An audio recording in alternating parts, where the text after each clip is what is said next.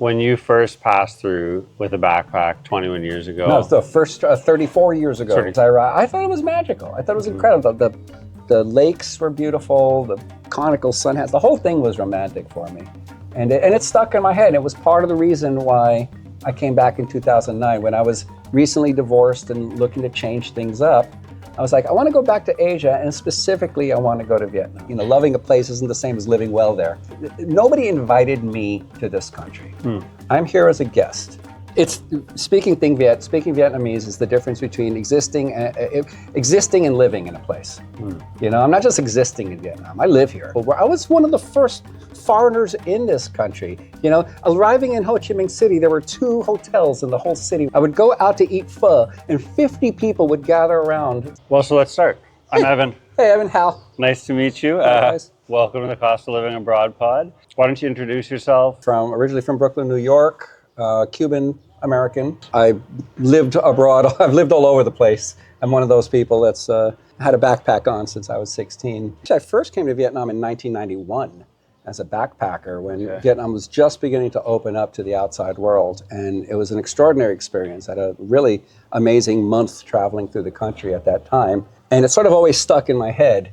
And then 2009, fresh off a divorce, at that point, I had a house in Pittsburgh, so I had relocated there. I hadn't been to Asia for a while, and it was a good time to change things. So 2009, I moved to Hanoi, got a job in a language school as a manager. You never plan these things out. You know, I met a woman, we started dating, and 16 years later, we're married, we have a 10-year-old kid, and Hanoi is our base. What's it cost for breakfast, lunch, and dinner, you know, every day or every month for you and your family? One of the great things about Vietnam is the street food is extraordinarily cheap, as you know. So I would say a few times a week I go out for bún cha or bún đậu or bún cá in the winter or something like that. But for the most part, you know, I make my breakfast at home. I've got a really nice home office where I work. My wife is a really good cook. And you know how it is in Vietnam. I mean, I can eat lunch for $1.15 US, and then the coffee costs me $2.50. Yeah. You know, so I talk about there are multiple economies in Vietnam. There's the basic Vietnamese economy. There's the sort of middle class Vietnamese and working, you know, middle class Westerner economy. And then there's the rich people's economy, which I dip in. I think it's nice to be able to dip into all of them. We do go out to a more expensive meal. Yeah, maybe once a month, you know, and that by expensive, I mean $50 to $80 for the family. But our daily expenses are really very little. My wife is the boss on all this, but I'd be surprised if we're spending more than $100 a week for a family of 3, including our meals out. Yeah, that makes sense. And I think like if it's $100 for the sort of the groceries, the basics, the coffees, and then you throw in maybe $50 a couple times a month, so you're thinking like maybe $500 US for a monthly? That would be ballpark. I mean, my wife would be able to tell you more precisely, but that's ballpark. All right, we're going to put up the $500 a month. Or maybe we'll match the Pittsburgh P. Other miscellaneous things. I mean, we spend about $200 a month on our house for utilities. Utilities, okay. And that's fairly pricey, but we have a big house, you know. So in the summertime, we're running the aircon, and in the wintertime, we're running the heat.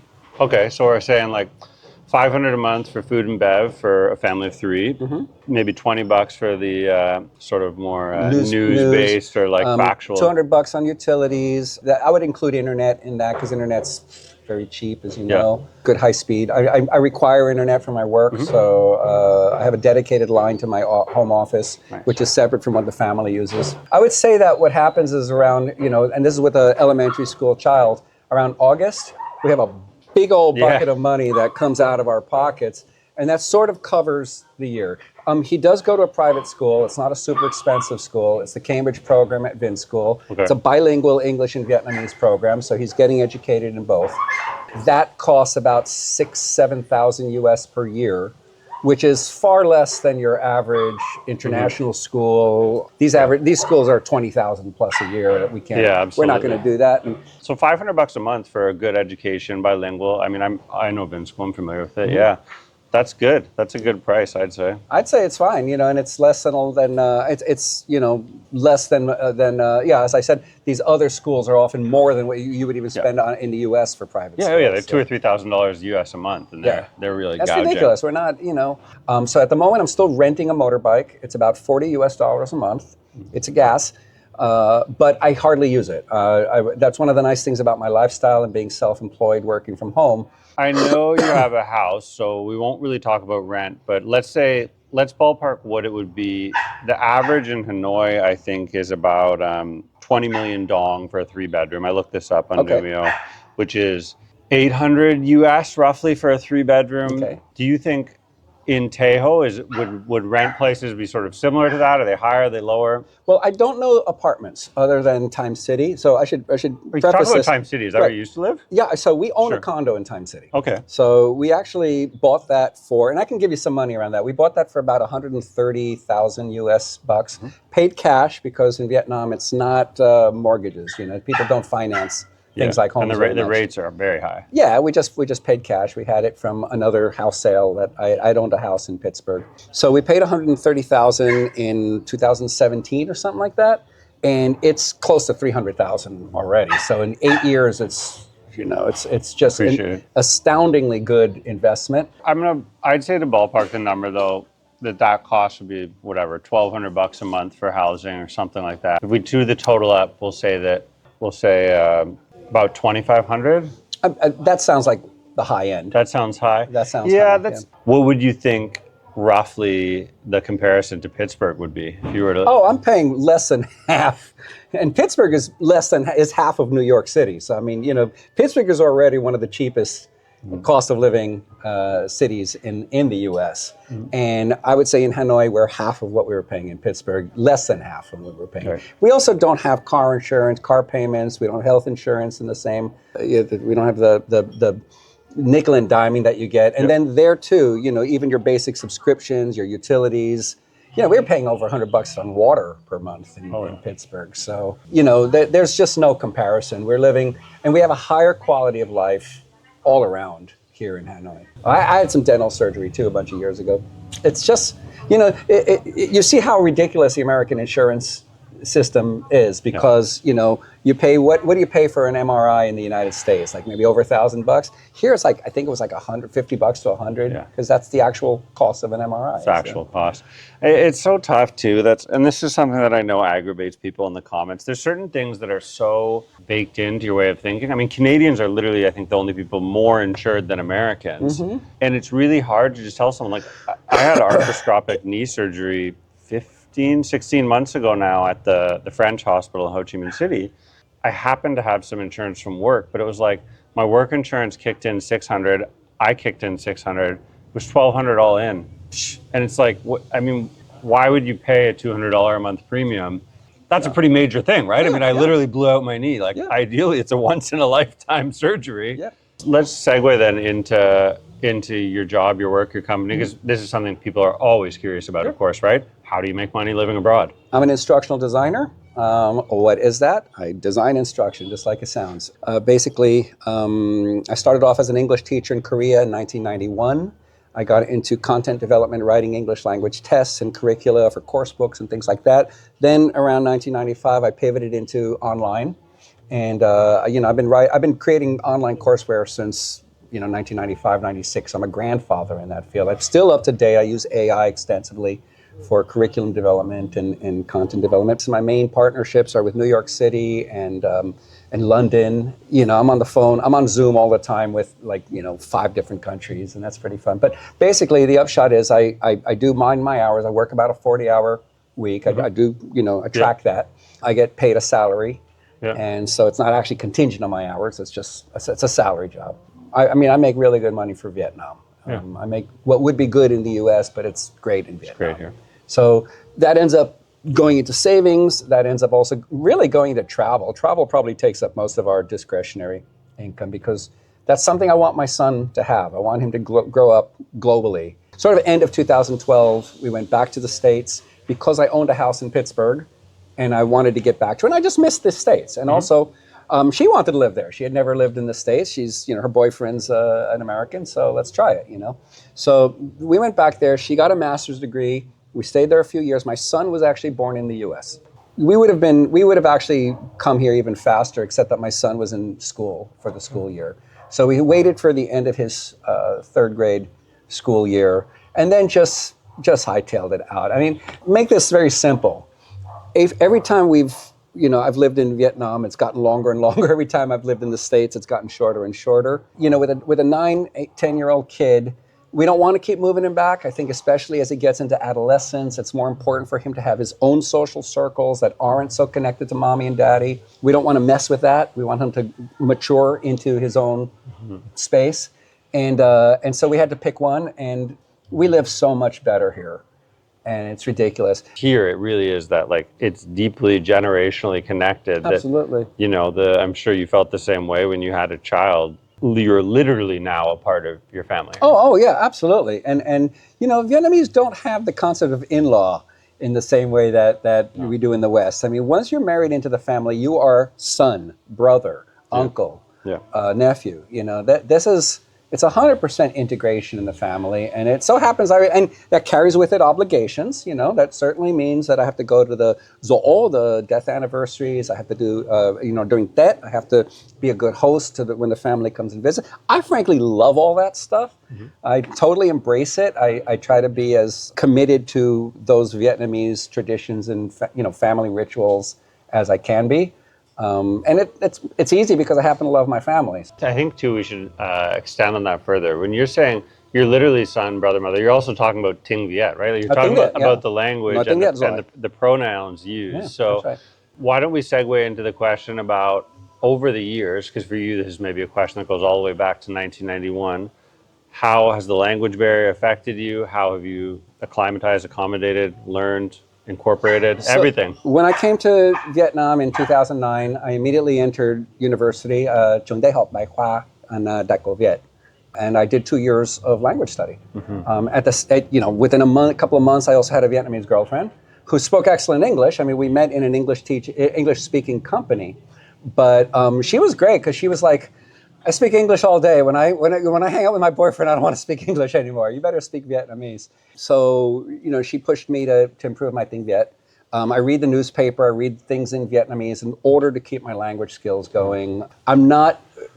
By no means am I able to express the intellectualism that I can in English or Spanish. I'm also a native Spanish speaker. But I'm very, my Vietnamese is really good. Case in point, a few weeks ago, I went motorbiking around Mai Cho, Northern Mountains, and I was talking with farmers about, what are you growing? How many harvests do you have a year? How's the soil? Do you need to add fertilizer to it? What do you do with these things? Do you use the whole part of the plant for different purposes? I was able to have those conversations without Google Translate. So that gives me a real, and as you said, in the family connections, of course, so that gives me a real insight into the place where I live.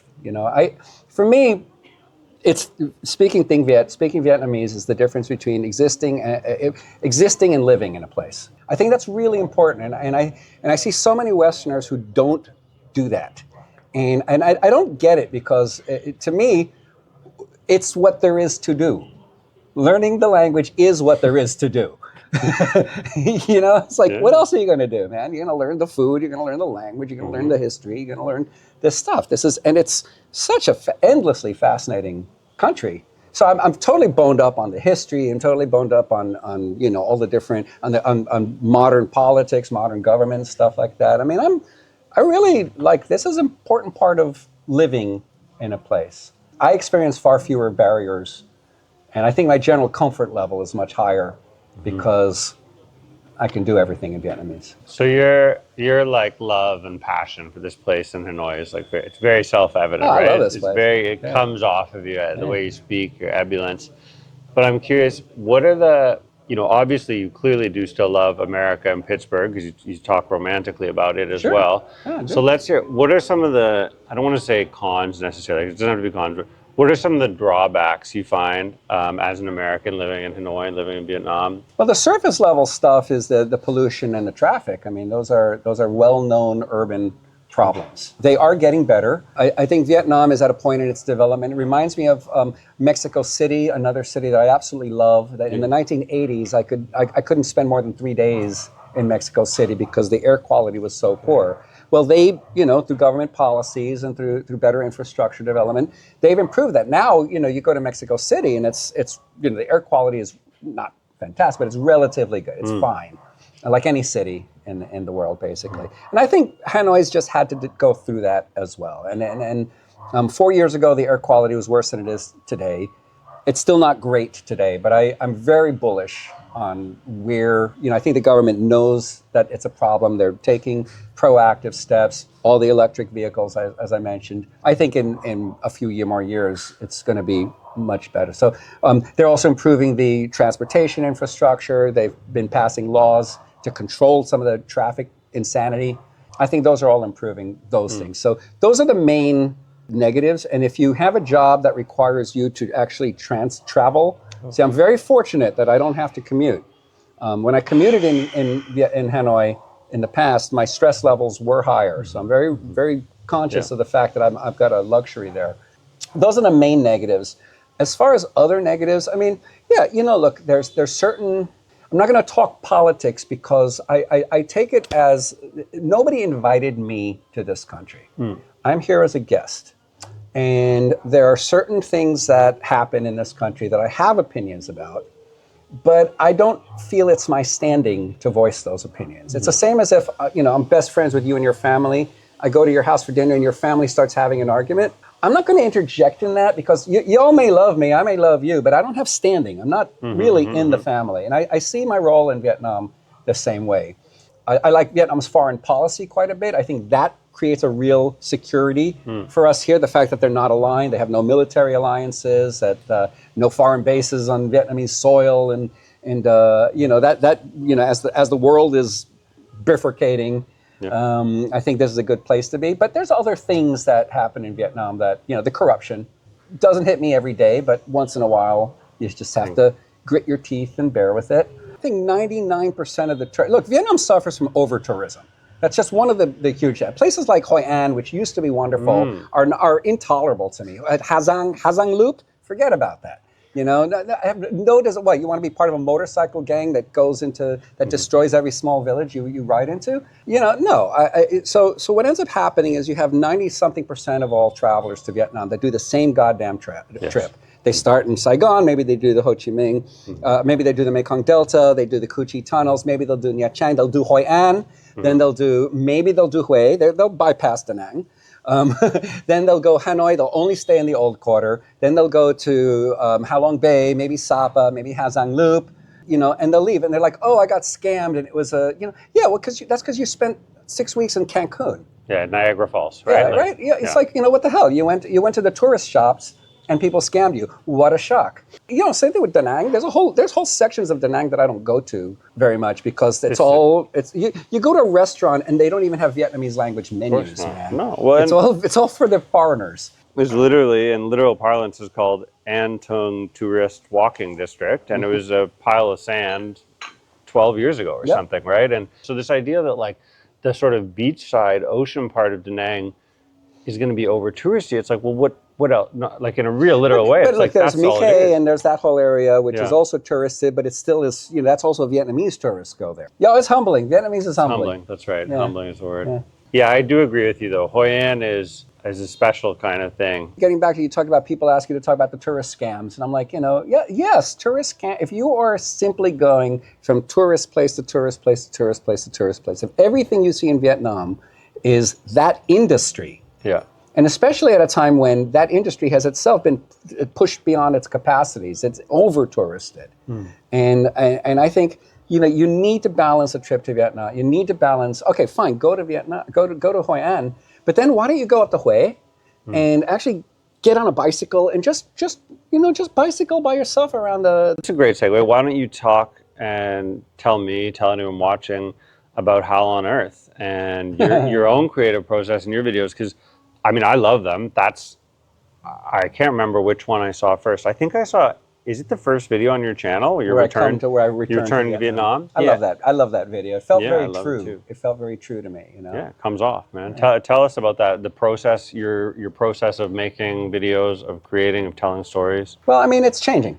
You know, as I told you, I've taken a big break the last few months. I did less than 20 videos, and then I took a break. And part of it was by design. I wanted to sort of rethink what was working for me, not just what I was getting likes on, but what's working for me. What are the stories I want to tell? And it often dovetails that the stories that are getting the most likes happen to be the ones that I enjoy the most. I do think my map video, you know, telling the story of Hanoi through its maps, I think that's my best video for a lot of different reasons. It was well researched. I felt like I was telling a good story there visually and in terms of pacing. I thought it worked really nicely. But I needed to take a break. There were other videos that I did that I absolutely loved. I love my walk through the old quarter, but that got no views, you know? So it's like, okay.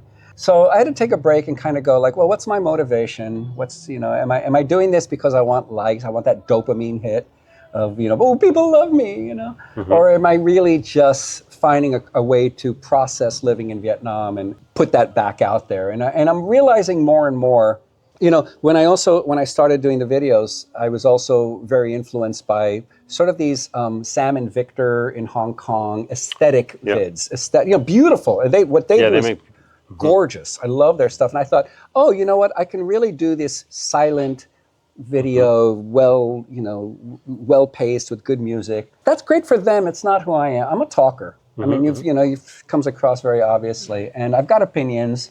And at 61, having worn a backpack since 16, I think I've got stuff to share about my experience. So I'm realizing that I want to get more. I think I was a little bit shy on camera too, which I'm not often shy as it obviously, but I think I was a little bit. I had to find my camera voice, my camera persona. And you know, I made mistakes. I came across too salesman-y in some videos. I think too, you know, not only that, but wait, you know, and that's not who I want to be either. It's really more this conversation. And as you said, I want other people's voices to be part of it too, since that's a big part of what keeps me here. So I'm going to get back into it. I have another video probably coming out in about 2 weeks or so. I've written a script and I've started shooting for it and doing some editing just to have a creative outlet. One thing about living anywhere, and I think this may be even truer as we get older, you know, we become self-contained, we become comfortable. I'm in my 60s with a 10-year-old kid, so I've got a lot to do in my house. And I love that. I don't look for friendships at this point in my life. Happy to have them when they come around, man, you know. Cheers, man. But, you know, I'm not actively searching for social, you know, I'm perfectly happy to stay at home, play with Godzilla toys with a 10-year-old boy, you know. But I don't want to be so inward looking that I cease to be interested in where I am and vibrant.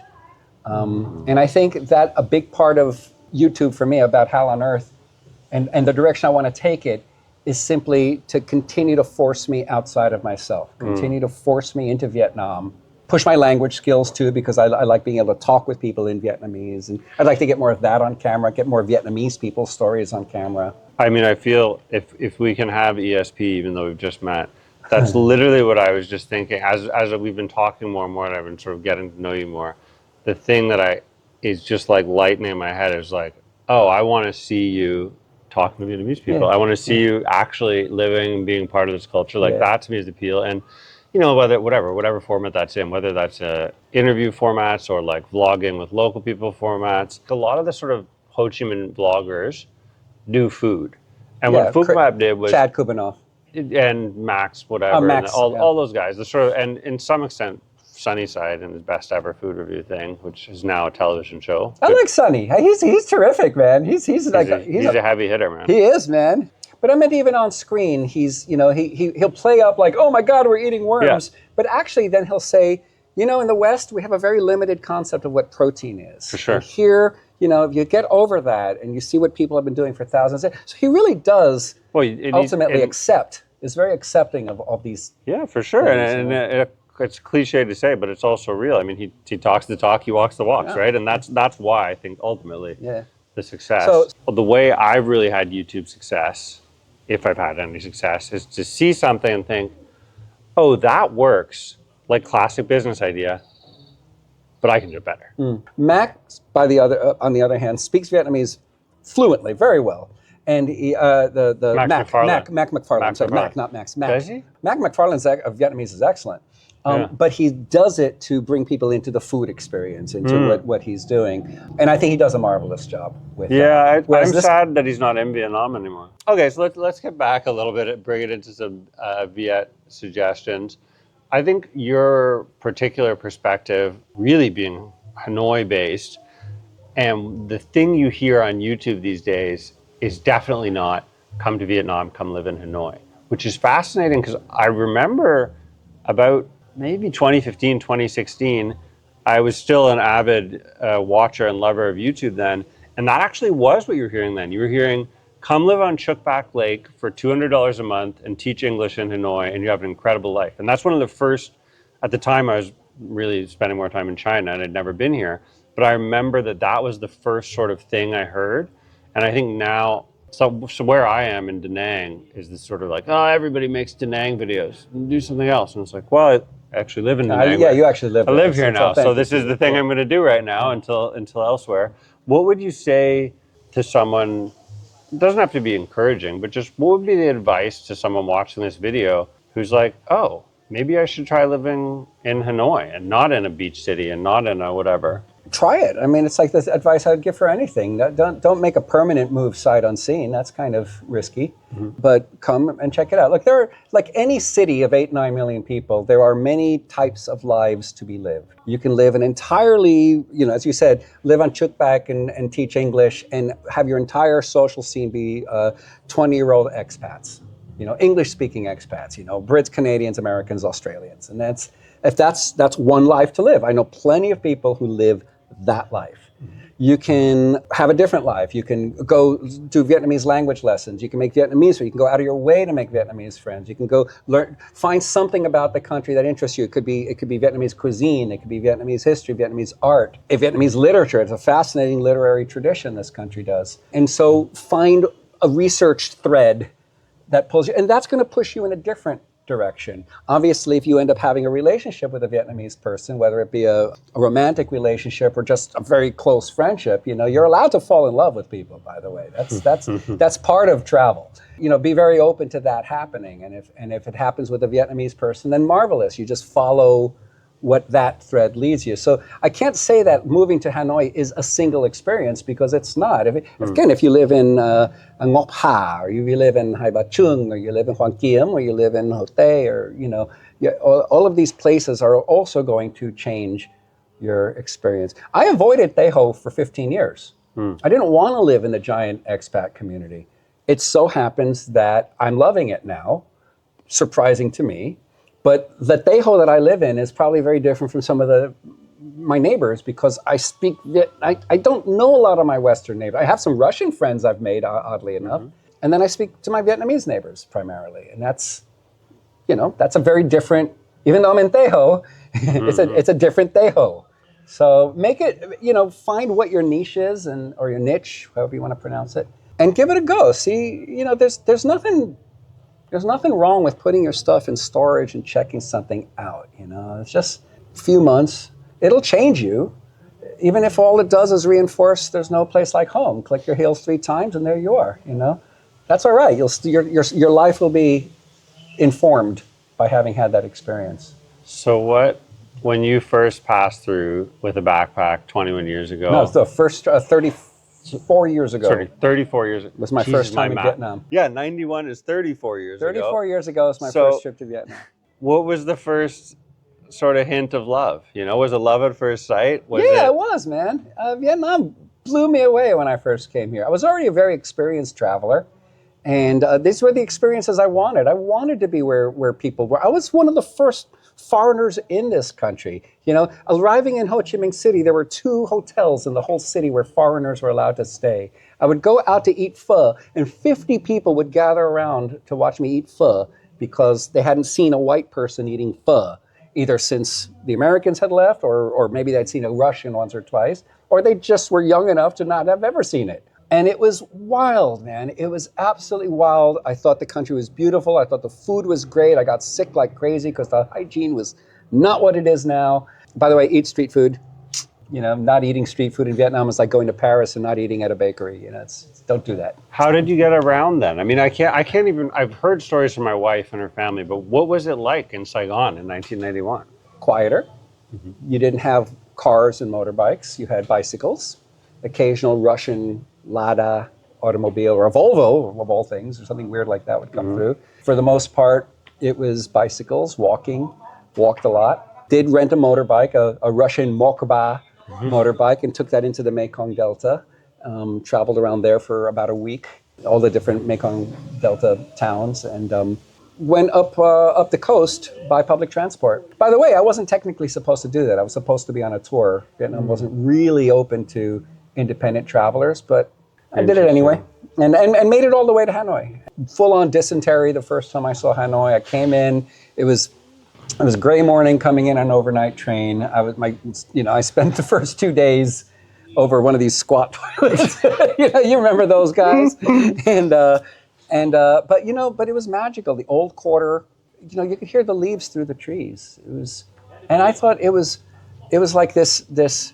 Imagine Paris in an opium days, 50 years after its last paint job. It was like this crumbling Asian French mixture with this omnipresent mist. For a few days I thought it was magical. I thought it was incredible. The lakes were beautiful, the conical sun hats, the whole thing was romantic for me. And it stuck in my head. It was part of the reason why I came back in 2009 when I was recently divorced and looking to change things up. I was like, I want to go back to Asia, and specifically I want to go to Vietnam. I really want to check that place out more. So there was a love at first sight, for sure. Yeah, it's beautiful, man. The reasons, the motivations for travel are they're infinite, right? And then you ultimately, people say there's this sort of like cliche phrase where you bring yourself along no matter where you go. But I think ultimately the self that you bring along evolves and changes when you're traveling and becomes a part of if you really do it, becomes a part of the place. But that's the difference between being a traveler and a tourist. I mean, I think right now social media has really. You have a lot of people that pick a location based on Instagram. You're going to see great. Go to bloody Train Street and take the same stupid picture that everybody takes. I mean, what have you learned? How have you been changed by that? Yeah. There's a bar by the side. You can have a few beers and see the choo-choo go by. How has that changed you? And you're surrounded by drunken kids, How has that changed you? I think going into a place where you have to do a little bit of work and you have to be uncomfortable and you have to really be open to people who are different and becoming different yourself, being challenged by things that you might not even like to see. They eat dog in certain places. What are you going to do with that? Are you going to moralize, or are you just going to try to observe that and let that sort of, find your moral base around that?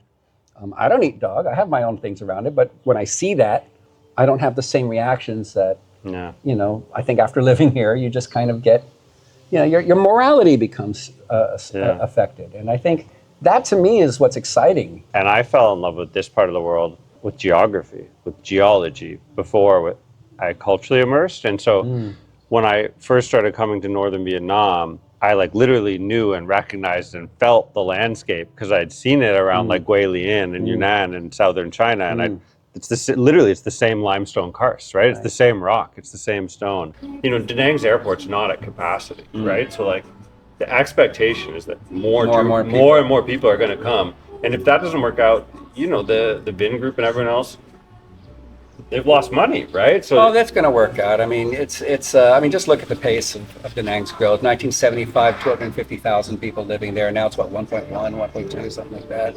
It's million. It's grown 5 times in 50 years. It's it's become the digital nomad hub for not just Vietnam but Southeast Asia. I think it's one of the digital nomad hubs. For sure. And no, you're right. I mean, people are going to have the experience they're going to have. I guess what I'm an advocate for is go ahead and do those Instagram bucket list things plus something. Just don't only do that.